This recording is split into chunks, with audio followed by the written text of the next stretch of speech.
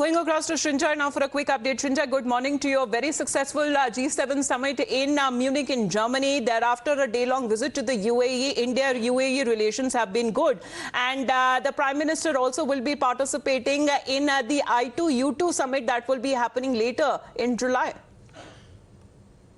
Yes, that's a virtual summit, but this is a deliberate attempt by Prime Minister Modi to reach out to the UAE. He is there for only about 3 hours. He's flying in local time at about 5 o'clock. He's meeting President Sheikh Mohammad Zayed for about an hour and a half, and then he's out. But the important thing here is that the Prime Minister is reaching out to the UAE. UAE has been a good friend for 3 or 4 major reasons. The first is economic, because it's not only just petroleum.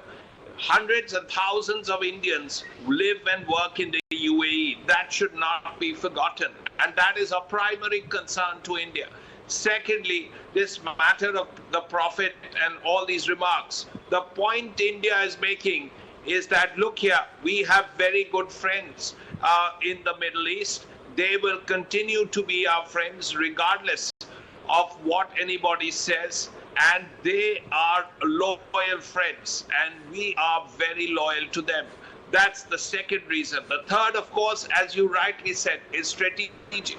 Here are countries like India, America, Israel, UAE getting together, and not just for economic reasons, but also for strategic reasons.